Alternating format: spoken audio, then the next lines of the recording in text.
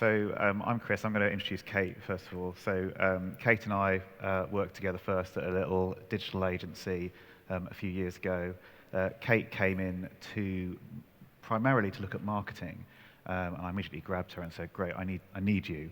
I need you to help us kind of promote the technology capability of the company. I need you to help us with hiring people in and that sort of thing." I'm a great believer in the Drucker quote. He says the two things of value in an organisation are innovation and marketing. Because if you can have all the innovation in the world, but if you can't tell people about it, then you're hiding your light under a bushel.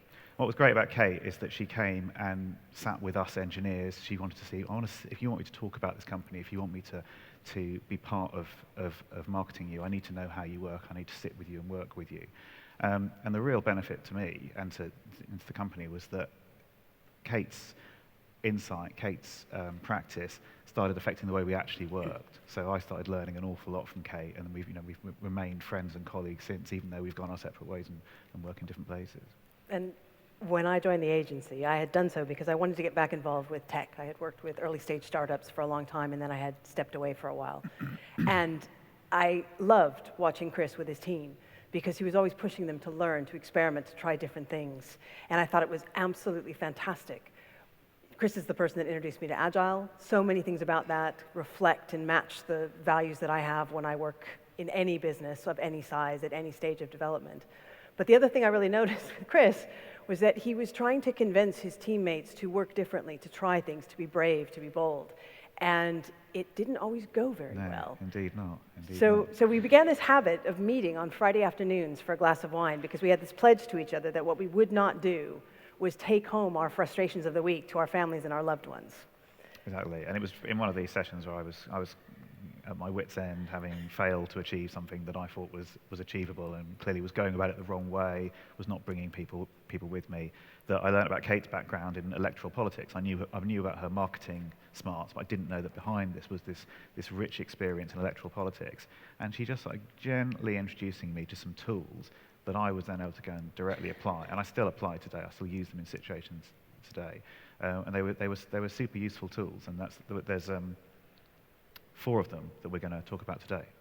I had the pleasure many years ago of working with 2 people who actually were sort of the founders of modern political campaign strategy, and we'll come on to the fact that what they've done has been in many ways tortured, particularly in the last few years. But as a strategy, they had sort of 10 key principles. And as Chris said, today we're going to cover 4 of them with you: vision, segmentation, define, deliver, and claim, and polling. And you might be asking yourself, although you're kind enough to come here with the title that it had, why am I listening to anything that involves electoral politics? And it's because a political campaign does something really quite extraordinary. For good or for bad, it does. It brings millions of people together for a moment in time. It helps them develop common ground and a reason to be together that actually doesn't happen at any other point in their lives, for the most part. They do this by finding ways to bring people together, things that relate to their values, their priorities. It is done when it's done well, and when it's done honestly. It is really quite an exciting thing, and that's what I remember from when I worked in campaigns, again, a couple of decades ago. But that's what you're looking for. The thing that I'd like to remember to sort of call to your attention today is what not to do with a campaign. So this is David Sawyer. He's one of the granddads of modern political campaign strategy. He's now dead.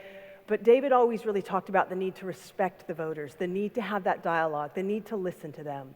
It isn't about just yelling at them and telling them what to do. A properly run campaign is taking the time.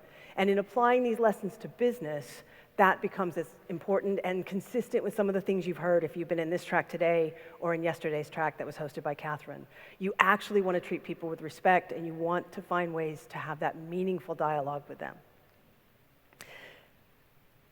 And this is what we're not talking about. So this is when you kind of have the tools and techniques that Kate introduced me to, and that I use and we use together when we work together.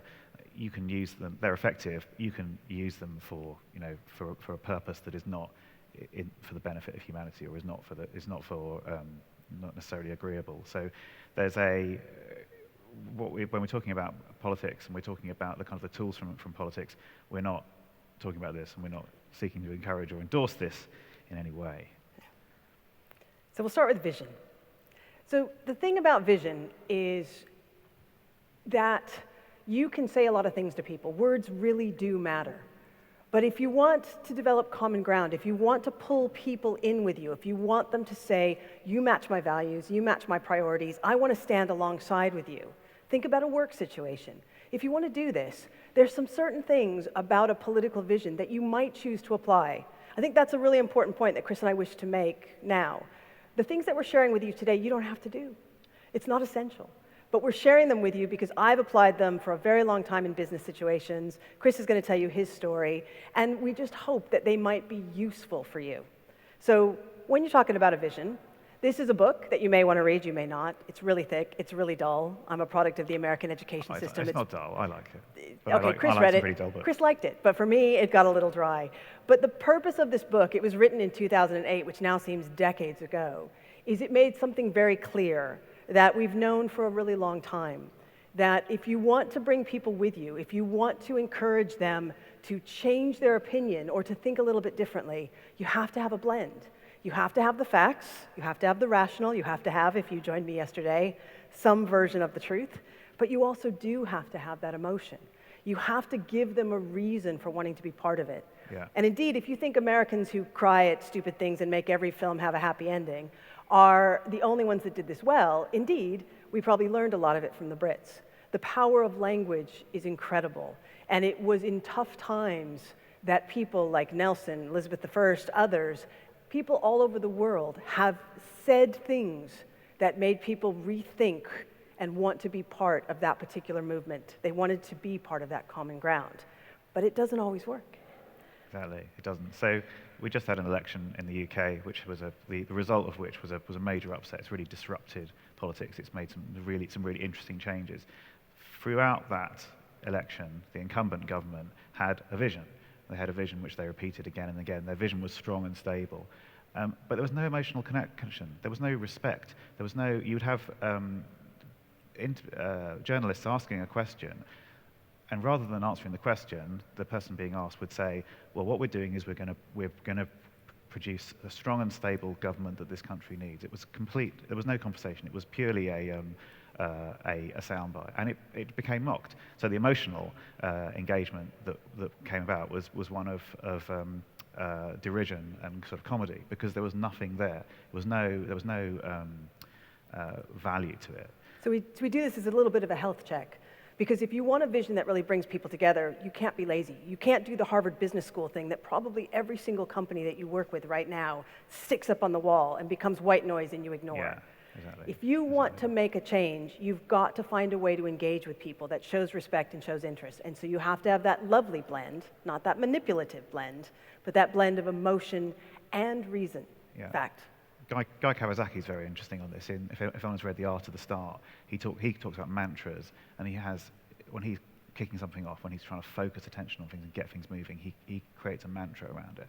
And then also, if anyone's read Creativity Inc., Ed Catmull's book about the founding of Pixar, there's some little sort of vision statements or little kind of mantras they had. Story is king was one, and trust the process was another. And very interestingly, Catmull talks about how the second one of those, the trust the process, actually kind of derailed them. It went from being something like, yeah, we're all together, it's all going to work, it's all going good, to actually, it's not going good.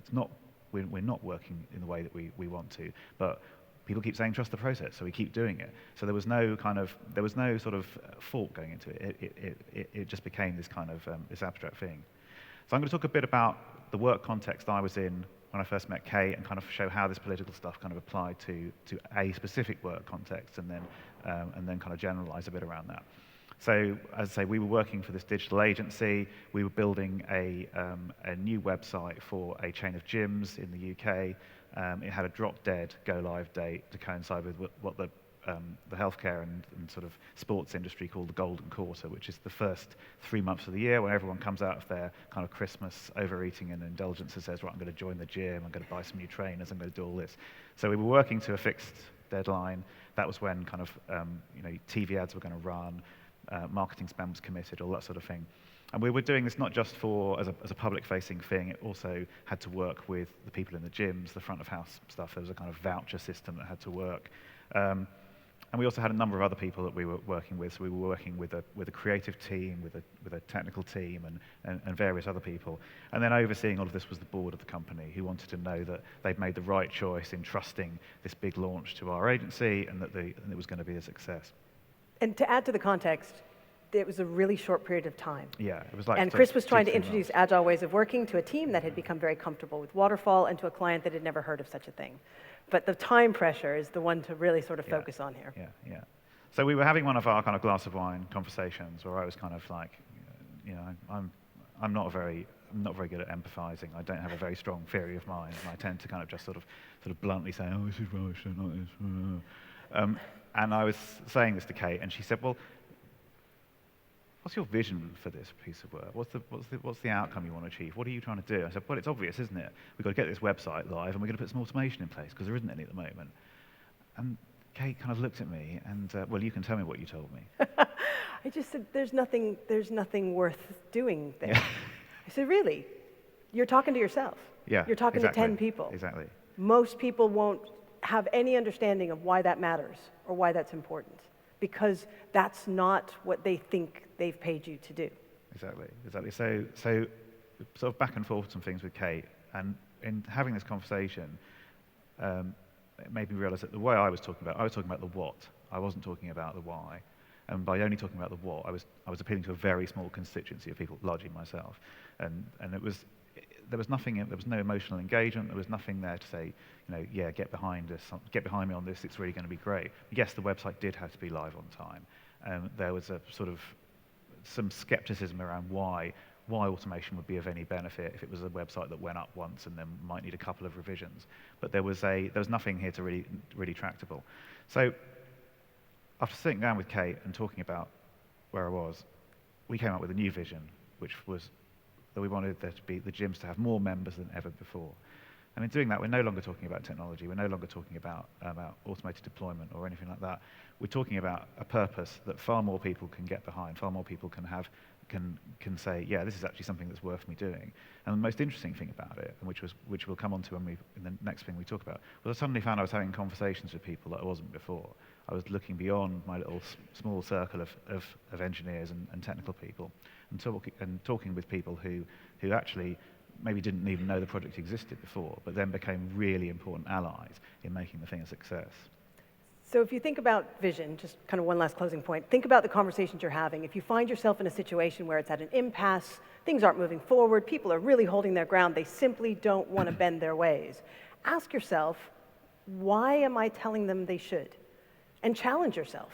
Yeah. Is it something that they can actually relate to? Does it fit their values, their purpose, why they come to work? It's worth playing around with it a little bit. Worth pointing out, it's not like Chris took out banners that said, woohoo, bring more people in the gym. They didn't have buttons that they walked around. It was just the way that he began to speak to people suddenly was more inclusive.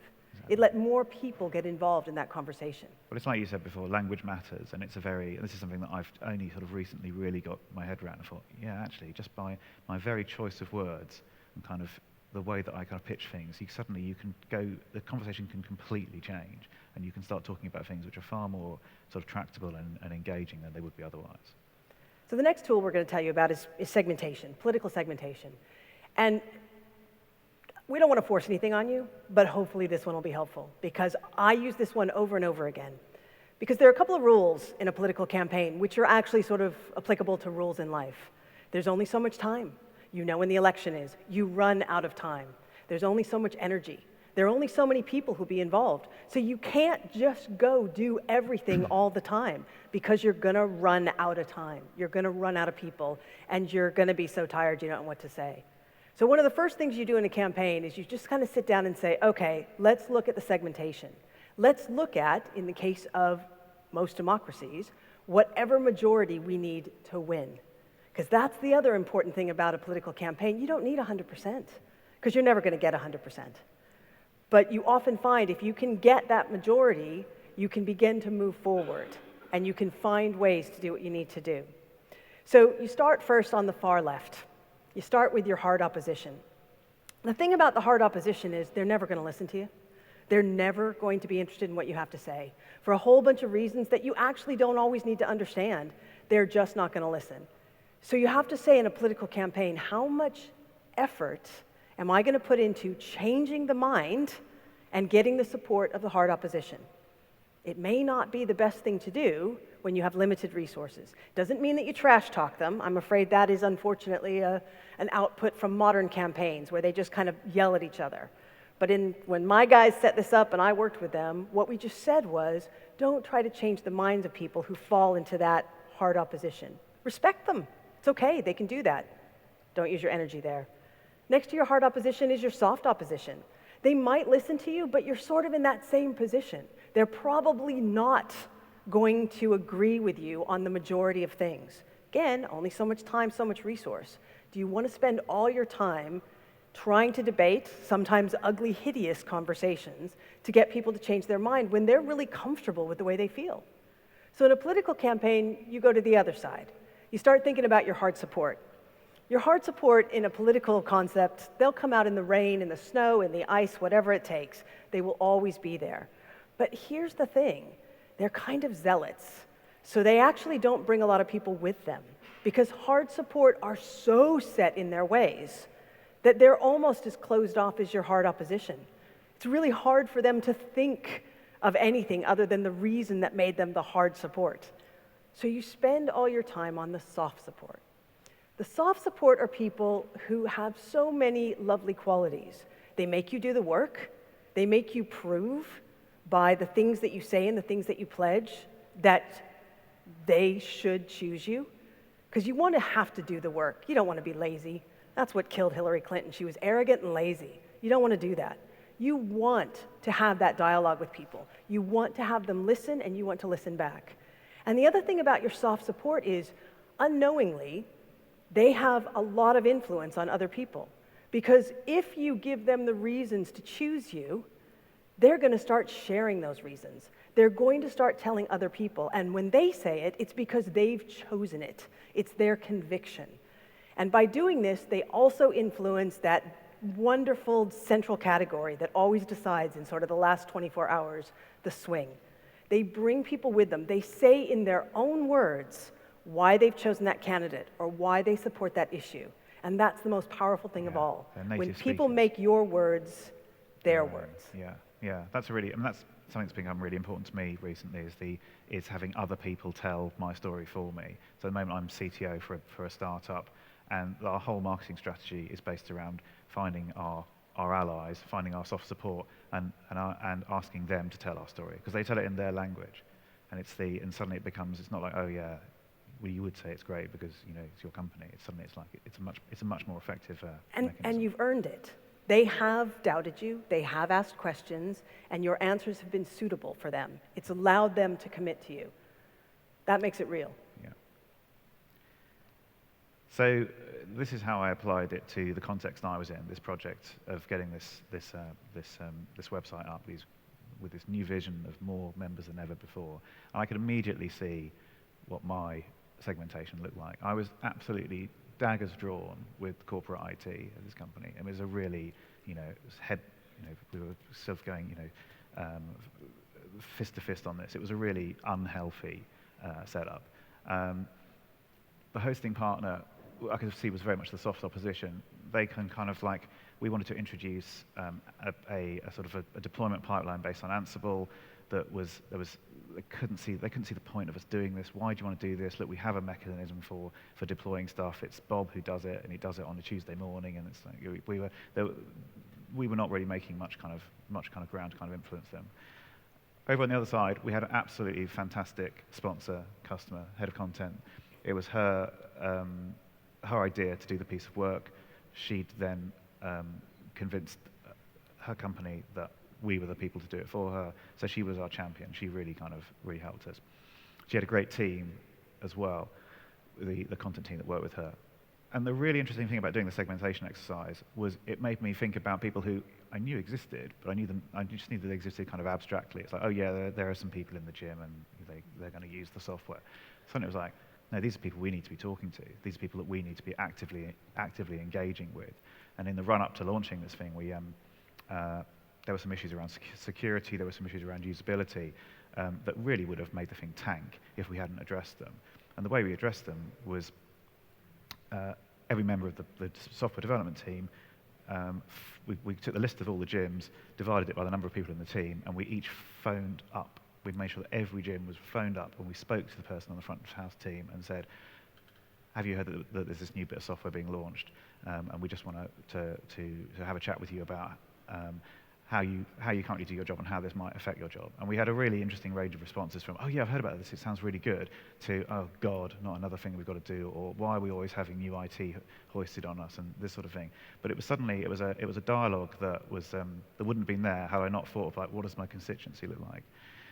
A point I really must sort of stress here, and it's very easy to kind of, one of my kind of misgivings about this when I first saw it was sort of like, is it really healthy to kind of cast people in the role of your opposition? Are you just kind of looking to kind of accentuate kind of existing disagreements or what have you?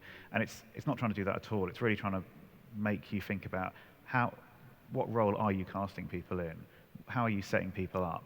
And my relationship with corporate IT, after I'd done this exercise, went from being something where I almost felt it was my kind of job to kind of go and have arguments with them to, no, respect their position.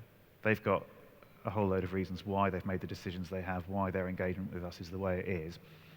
Carry on working with the people who are supportive of what you're doing. Don't ignore the hard opposition, but don't actively put energy into fighting with them, and then see how your sort of more positive engagement with the soft support and the swing then makes things change, and change it did. Before I move on, I just want to say one thing, and I apologize. Some of you may have heard yesterday I have this residual cough, and it could be hideous, like right now. Sorry.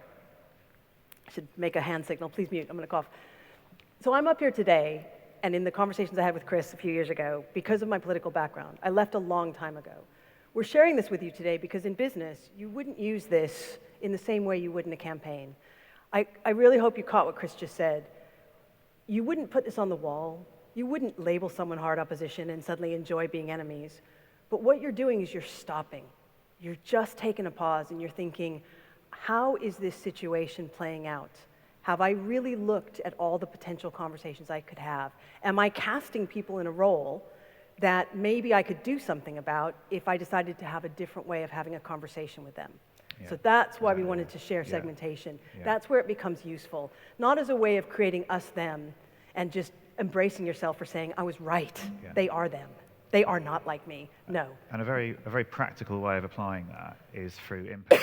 I don't know, who's heard of or used impact mapping, GOTO Amsterdam impact mapping? It's fantastic. I would urge you to go look at it if you've not. What it did for me is it reintroduced the who into understanding requirements and outcomes. So very often when you're speccing software, developing software, you just think, oh well, there's a user or there's somebody who does that. Impact mapping makes you stop and think, who is either going to help me succeed in my goal or might counter me from achieving that goal. And it immediately saw how the segmentation fitted with impact mapping and gave me an incredibly powerful tool for getting far more richer understanding of the problem space. Define, deliver, and claim is an interesting one, because we live in a world where everyone kind of assumes that you should get credit for everything, and you should scream about it, and you should make sure that everyone notices it.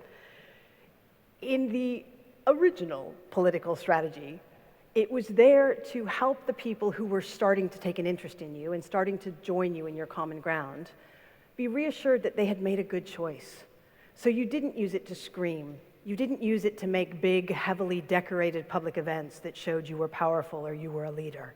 No, you used it just to reassure them that the values and the principles that were leading them to back you were real. It was happening over and over again. And so what I found interesting about the recent French election was the winner was actually a candidate who started just as an option, an alternative. Everybody else had sort of fallen aside for all sorts of embarrassing and in some cases shameful reasons. And there were people who just didn't want to vote for the other candidate. But think about what it became using this tool of define, deliver, and claim. Just gently reminding people, our parties come from nowhere, but our party's real. You're not just voting against someone, you're voting for something. Gentle, consistent messaging. And when there's a little bit of good news, rather than make a scene with my American accent, it's just totally logical for you to think she's talking about hype. She's talking about something. I swear I'm not. It's the quiet, gentle, sort of elegant reminders that things are going well. And the other important thing with define, deliver, and claim, because I also have a really strong entrepreneurial background, is it calls on your resilience. It's exhausting to deal with people. Let's just admit it, be comfortable with it. It is. We are not predictable. We are not easy. We like to hear our voices. Thank you for listening to mine. And these things take resilience.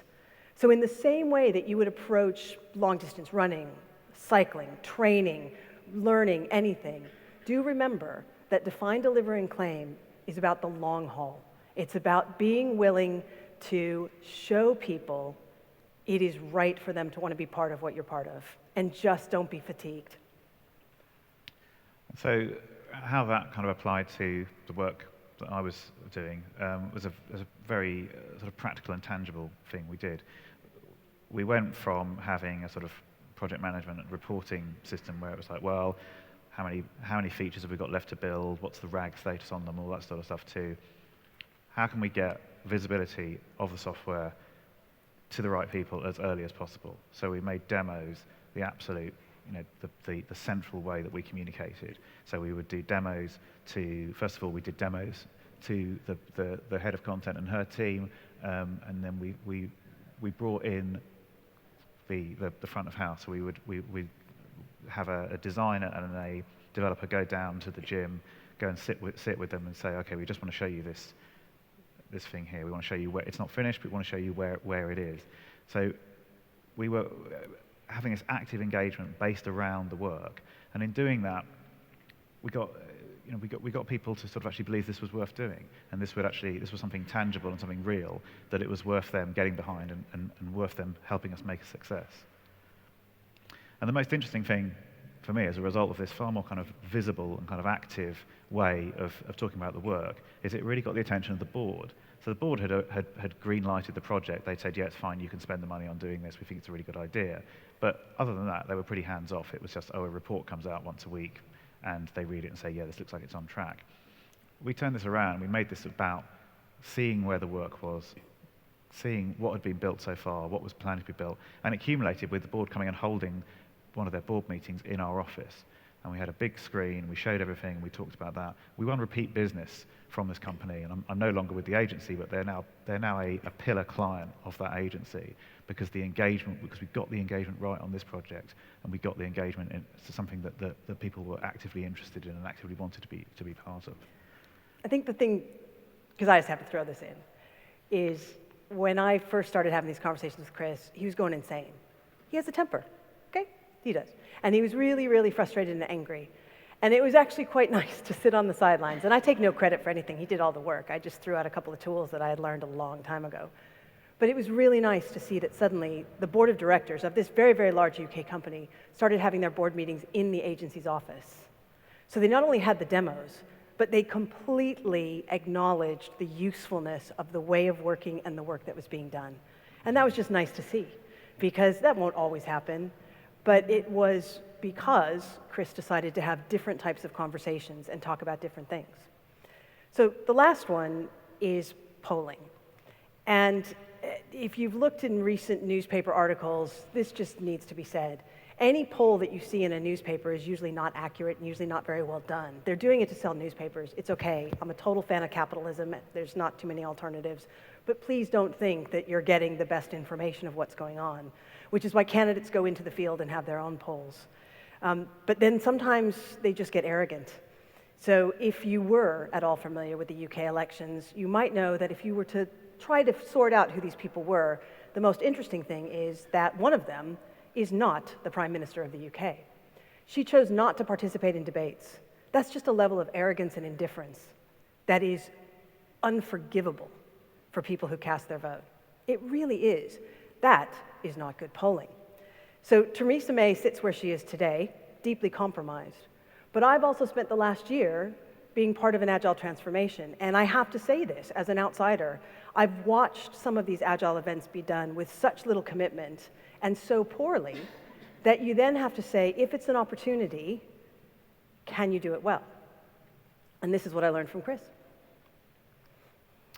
So one of the things I love about agile methods, and I tend now, when I'm working with people working in technology, I tend not to use the word agile at all. I tend rather to unpack it and say, these are some of the things we're going to use. We're going to do a retrospective, or we're going to do regular demos, or we're going to work with small batch sizes. And what you're essentially doing is putting feedback mechanisms in place. So throughout this project and throughout the work I do now, I make sure that there's a regular cadence with which you connect with the people who are either doing the work or have an interest in the outcomes of the work, and you put in place mechanisms that mean you're having a meaningful dialogue with them. You're having you're finding out what's really happening. You're finding out what's not working. You're finding out what is. And on this particular the project, on the gyms project, after we went live, we actually had a really bad production defect, and it was a really embarrassing one because it should never have gone live. It was something to do with location checking on mobile phones that simply didn't work, and it was a member of the board that noticed it. He said, "Look, I'm up here in the north of England, and it's telling me I'm down in the south." We were able to find and fix that problem really, really quickly. And as a result of that, we were then subsequently told by the board member who said, "You're being talked about in our company not because of what went wrong, but about how quickly you fixed it. And you fixed it so quickly that very few people actually knew that it happened." So we had feedback mechanism in place. We'd created an environment where conversation and discussion would happen. And you could discuss awkward things, you could discuss difficult things, and you could discuss kind of responsibility and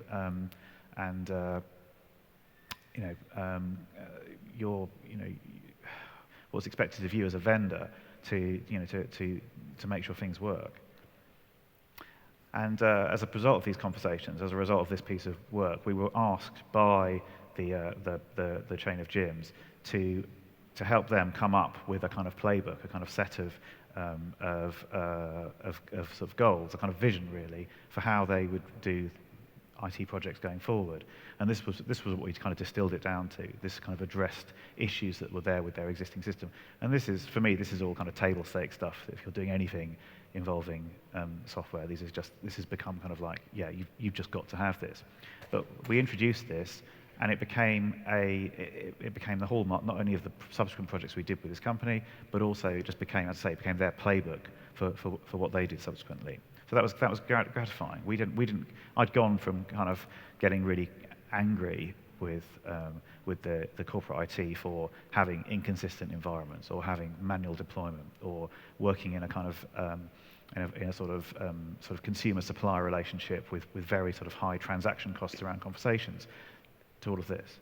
And it wasn't because it happened because far more people became interested and involved in the project. And then wanted some positive outcomes to happen.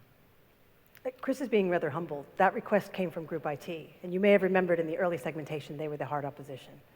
So it is just the ability to have slightly different conversations that enabled that.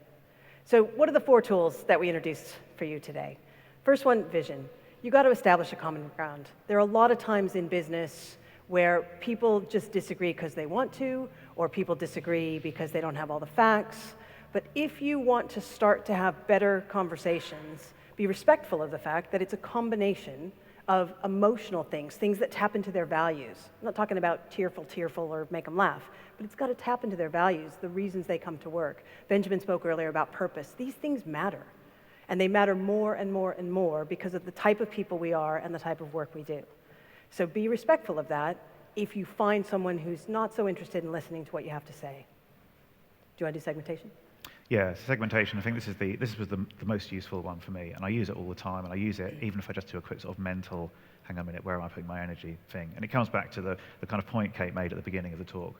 Why an election is a really interesting model for business is it's to succeed, you need a majority of people to come together and work towards a goal within a finite amount of time. Time, as Peter Drucker says, time is the executive's most scarcest commodity. There's very little time, and there's an awful lot of options for what we could be doing. And we need to say, okay, what's the most important thing for us to be doing, and who's going to help us do that? Where can we be having the fruitful conversations? Where are we wasting our time? The define, deliver, and claim is just really important to my heart. I do think segmentation is the most practical one and the most beneficial one, but this one's really important to me because this isn't about letting someone else tell your story. This isn't about screaming because you're frustrated because no one's noticing. This is about finding quiet, gentle, consistent ways to share relevant information that helps the people who are starting to join you in this common ground know that they've made the right choice. You're rewarding them, but it takes resilience. You have to be patient, and you have to keep doing it. Because if you get frustrated and say, don't they know what I'm doing? It may be because they haven't heard for a while. And they might have been listening to something from your hard opposition that might have changed their mind. It is about consistency, just being gentle, not screaming, and just reminding people, rewarding them for wanting to listen to you and be part of what you're doing. Yeah, exactly. And then polling provides you the tools to do it. As I say, I think in agile methods, there's a whole load of great tools that are already there. So retrospectives, demos, the daily stand-up meeting, all that sort of thing. Just recently, I've been back on the tools again, which I love. I love programming, and I always love to have an opportunity to do it. But as part of it, I go through the peer review process. I get my code ripped to shreds, and then I have to put it back together. But I put it back together with like learning from these kids that are half my age who really know how to do things. But it means for me, that's the meaningful dialogue. That's saying, I'm not just going to say, oh, well, get on and do this, and I'll see you at the end of the project. I will come in and I will be part of the work, and I will engage with you on the work, and understand it better as a result. So we've presented these four tools. I found them useful. Kate's found them useful. We hope that there's some stuff that you'll find useful too. And you've brought your brain to this project, this conference. You've made intelligent decisions about coming here in the first place. You're picking up things, and you're seeing, do these fit my context or not? We're aware of the multitude of useful tools and techniques that exist that can be brought to bear in various contexts into various problems, and we just want to throw another 4 in to add to the kind of the useful amount of sort of tooling there is for these sort of difficult, tractable problems that we all enjoy working with. So I just want to say thank you very much, and I think is there time for questions, or are we up to time?